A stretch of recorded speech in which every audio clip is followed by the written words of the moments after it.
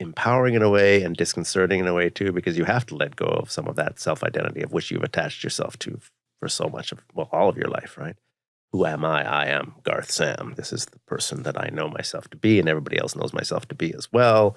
And now here I am dissolving that into what? Then what am I? Oh, I'm not. I am not. Okay, I am not Garth Sam. So what is not Garth Sam? Right? It's very interesting, sort of curious loop that goes on when you engage in this practice deeply.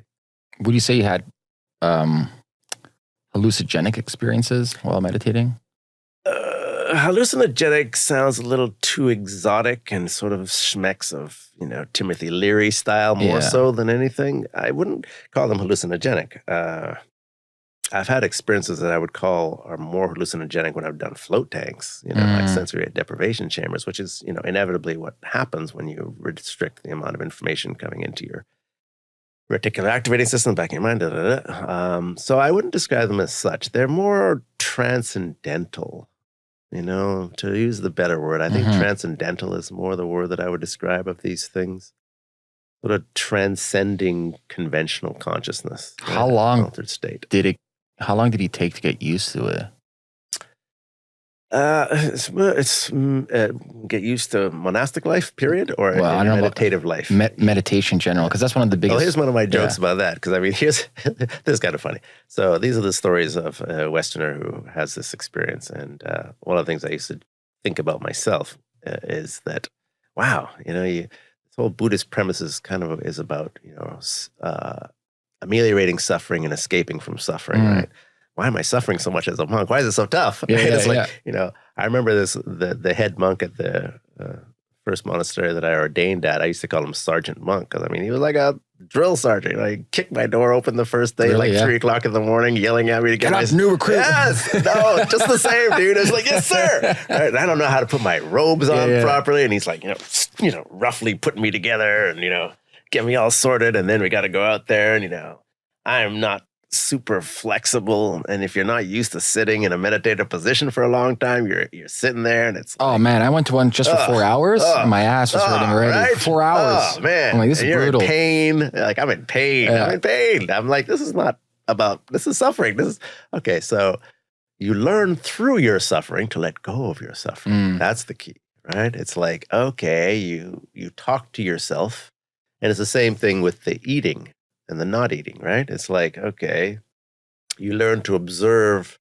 the sensations, the somatic sensations, the physiological sensations of your body responding to either, some position that's uncomfortable and you're expected to maintain, or the hunger that you're experiencing and you have to go beyond, right? So what do you learn about that, which is some of the beauty, I think, of the Buddhist paradigm, is about being able to understand that experience, that sensation that you're having, is a sensation that your body is having.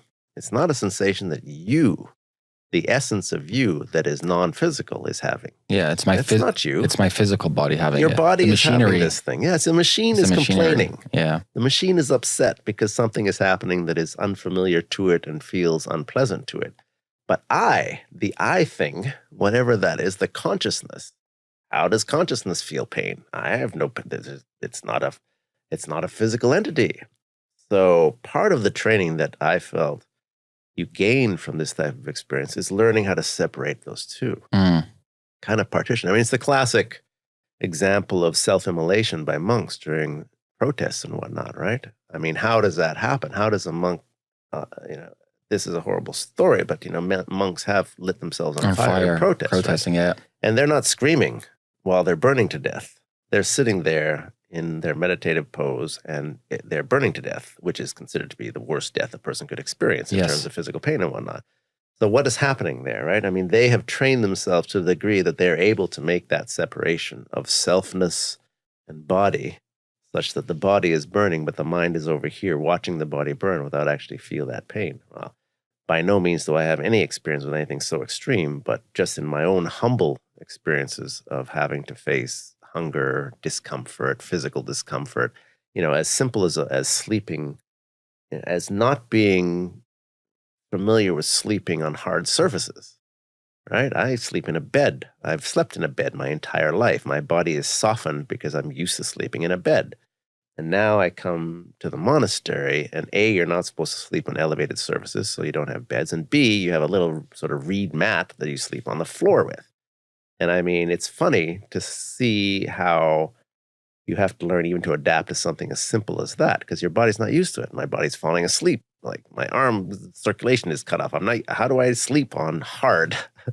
Which I've not done before, right? And learning how to sort of go and transcend that and become comfortable in those spaces and whatnot. It's very valuable as a learning of self. I always say people should incorporate some forms of weekly or even monthly Stoic practices. There's much to be gained. You learn about yourself. I mean, that's the thing. When we challenge ourselves, we learn about ourselves. When we push ourselves to some spaces and uncomfortable places, right? I mean, the classic adage is that you learn best when your growth curve is highest, when you're in a space that's uncomfortable and when you're pushed to do something that is not familiar to you.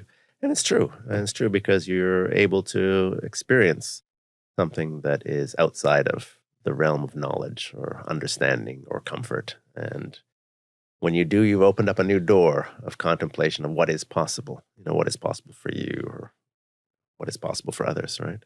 So I agree.